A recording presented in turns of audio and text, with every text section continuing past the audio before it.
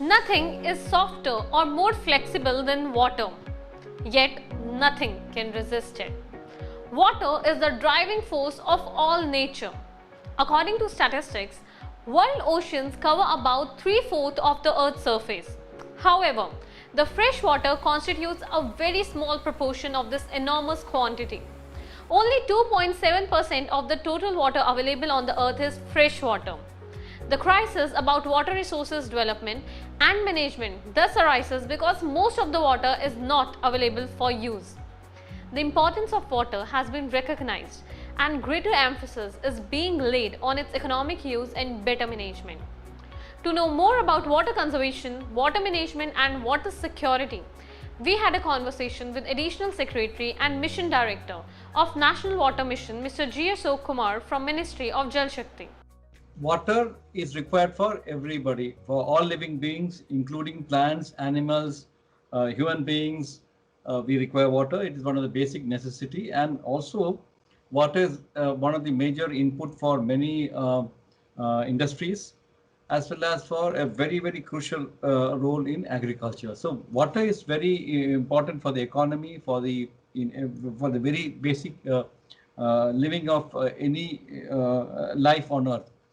Now, we had been doing, we had been conserving water for many years. So, if you look at the time of Harappa, Mohenjo-daro also, we had water conservation structures. We have historical proofs of tanks existing those times even. And we have even proofs, even coming down to the 10th century, 12th century, the famous step wells of Rajasthan and Gujarat and those areas where the kings had built wonderfully decorated step wells to store water for the people during summer times. They all existed. So water and water conservation had been a tradition in India, and we used to respect water. Somehow in the last maybe in the turn of the century probably, we had started over-exploiting the water, and that is where we found that we were running short of water.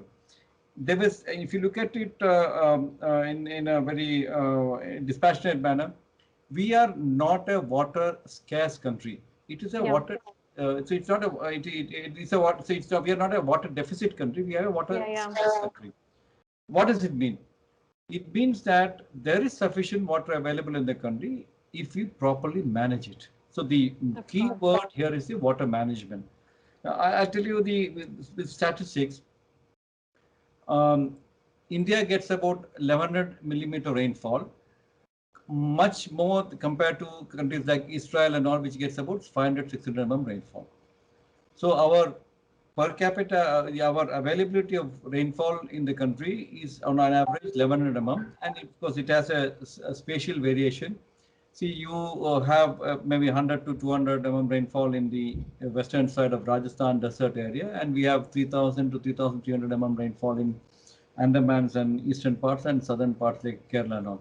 So there's a huge variation in availability of rainfall, and also in the temporal variation. That means the time period. We get rainfall during the monsoon seasons, mainly from June to November, December, where the southern states like Tamil Nadu and all get the rainfall from the retreating monsoon. So monsoon period is the one which gives rainfall to the country, and it's also especially there's a variation. Having said that, this water is actually sufficient for all our requirements. But what has happened is we have started treating water very lightly, I would say, because we were not giving respect to water and over exploiting the water and misusing the water. If you remember, there's a very common saying in Hindi, "Do pani ki tarah beh raha hai." You are wasting something, say that you are wasting something, say pani ki tarah waste kar. That means you think that water is fundamental and it is a very cheap commodity. That's what the mindset. So because of this, and because of a certain policy interventions which happened over the years, like giving free power to farmers and all, the exploitation of water went off and the water became overexploited. So if you look at the progress usage of water in India, Agriculture takes about 85 to 90% of water usage in the country. This is a very big revelation to many people because we all think that पीने का पानी का ही ज़्यादा problem होता है. पीने का पानी is an issue, but the management of this water should come from the demand side, that is the irrigation demand. We use almost 85 to 90% of water in agriculture sector, and the domestic and industrial sector takes only about remaining 10 to 11%.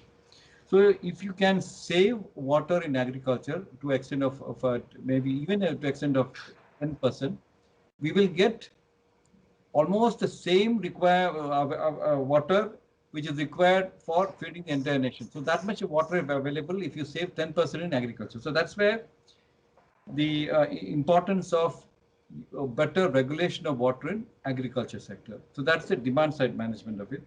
But if you look at the supply side of it, because if you look at when you look at about water security is for availability of good quality water. So there are two aspects in this. One is the quality aspect and the quantity aspect.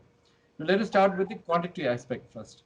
As I said, we have sufficient rainfall, and in India, about 95% of the water is due to rainfall. We take rain as the main source of water because we get water in some areas due to melting of snow and springs and all.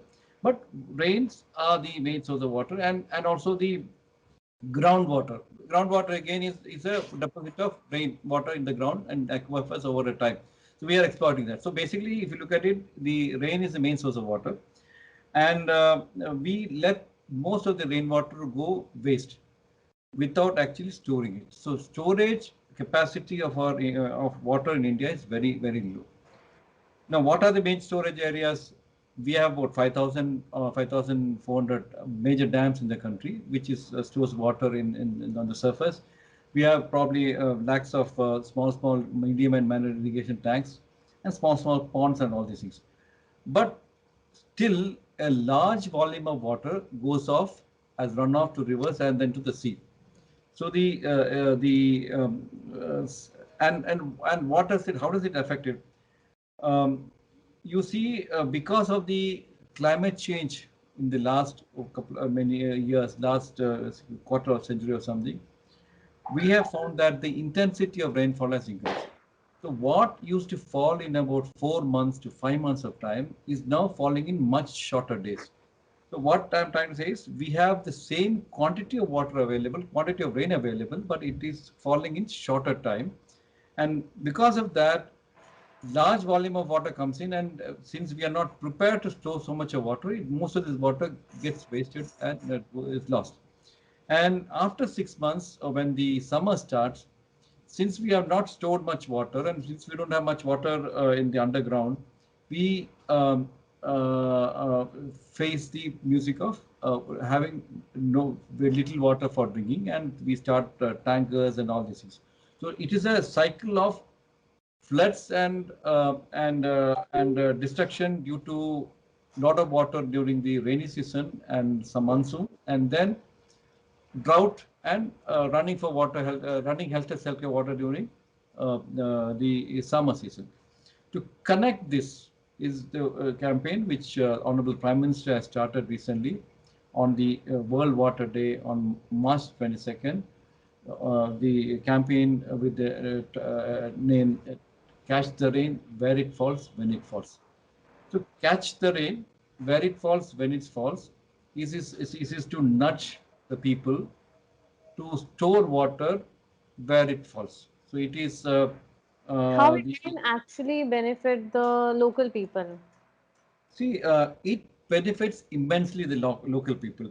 Now earlier, what was our system? We used to have big dams conserving water. So water which is falling in our compound, it used to go out and then it is stored somewhere else. Very big dams, Bagra, Nangal dams and the Hirakud dams, big dams we could construct and kept the water there.